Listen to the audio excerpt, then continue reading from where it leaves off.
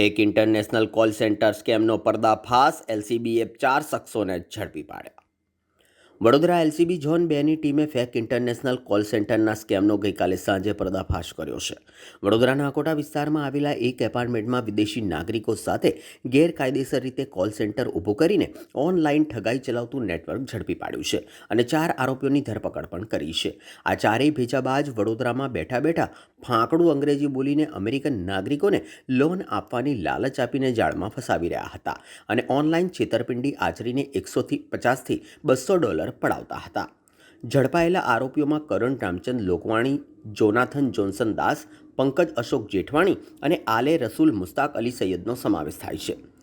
Police દ્વારા call centre ચલાવવા માટે ઉપયોગમાં લેવાતા વિવિધ ઉપકરણો જેમાં 7 મોબાઈલ, 8 લેપટોપ, એક ફાઇબર વાઈફાઈ રાઉટર અને રોકડ રકમ સહિત કુલ $3.57 લાખ રૂપિયાનો મુદ્દામાલ જપ્ત કર્યો છે. પોલીસે આ સમગ્ર મામલે 4 આરોપીઓ વિરુદ્ધ ગુનો નોંધીને વધુ કાર્યવાહી હાથ ધરી છે. પોલીસ સ્ટેશનની અંદર આ ગુનો નોંધવામાં આવેલો છે.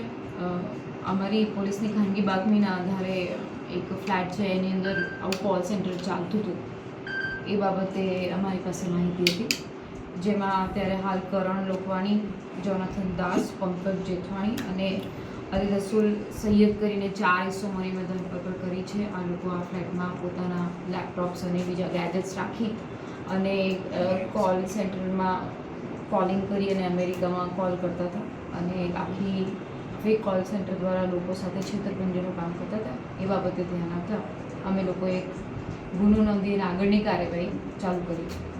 એમાં શું હતી આ લોકો કેવી રીતે ફ્રોડ કરતા? આ લોકો 4 એજન્ટ છે. એક છે એ શેર બજારનો એક્સપર્ટ છે, બીજો વ્યક્તિ છે જે પહેલાં નાના મોટા કોલ સેન્ટરમાં કામ કરી ચૂકેલો છે, બીજા 2-3 જણ કોલિંગ એક્સપર્ટ અને સારી અંગ્રેજીના જાણકાર હતા. લોકો ડાર્ક વેબથી નંબરો લઈ, ડેટા લઈ અને અમેરિકામાં કોલ કરતા હતા. એના પછી એપલના ગિફ્ટ વાઉચર કાર્ડ મંગાવડાવી અને પછી ક્રેડિટ લોન માટે એ લોકોની લોન પેટે ભરવાની જે ફીઝ હોય એના નામે એ લોકો એમનામાંથી અમુક ડોલર્સ અહીંયા ટ્રાન્સફર કરતા હતા. એ કોડથી એ લોકો આગળ ડાર્ક વેબમાં મોકલતા હતા અને એના આધારે આ લોકો આખું ષડયંત્ર ચલાવતા હતા અને ડોલર્સમાં કન્વર્ટ કરીને ઇન્ડિયન રૂપીસમાં કન્વર્ટ કરીને આવી રીતે આખું મોડેસ ઓપરેન્ડી ચલાવતા હતા. કેટલા સમયથી ચાલતું હતું આ?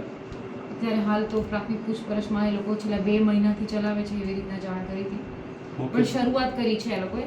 બહુ પહેલાંની કોઈ ડિટેલ્સ અત્યારે હાલ મળતી નથી. મુખ્ય સૂત્રધાર કોણ છે આમાંથી? મુખ્ય સૂત્રધાર તરીકે તો કરણ લોકવાણી અને જોનાથન દાસ છે. એ લોકો પાસે આ શેરબજાર અને આગળના કોલ સેન્ટર્સનો અનુભવ છે, એટલે એના આધારે આ લોકોએ બીજા 2 છોકરાઓને પણ અલગ અલગ ટાસ્ક આપી અને ટ્રેન કર્યા હતા. આ લોકો 4 જણ એમના ઘરમાં એટલે કે આ ફ્લેટમાં કોલ સેન્ટર ચલાવી. કોનું ઘર હતું?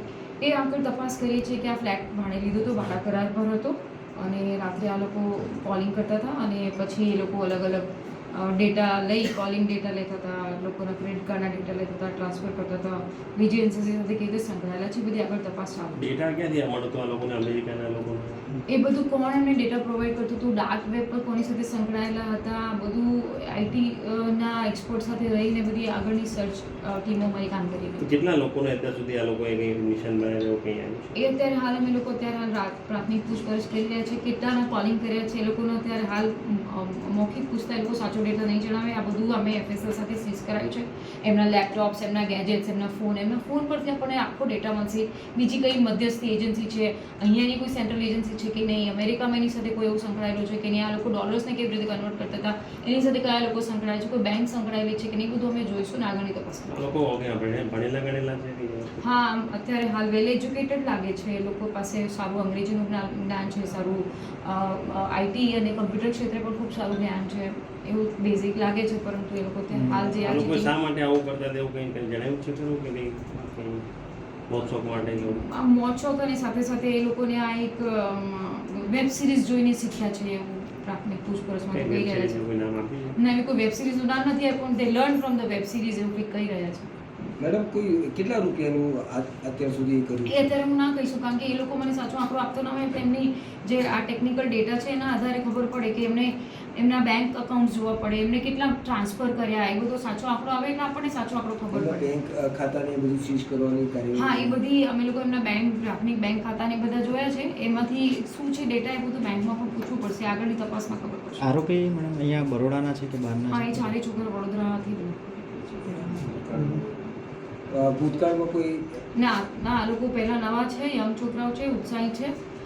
આવા ખોટા ધંધા કરવામાં અને એ લોકો વેબ સિરીઝ જોઈને શીખ્યા હોય એવું એમના પ્રાથમિક પૂછપરછમાં અમને જણાઈ આવ્યું છે. Okay thank you.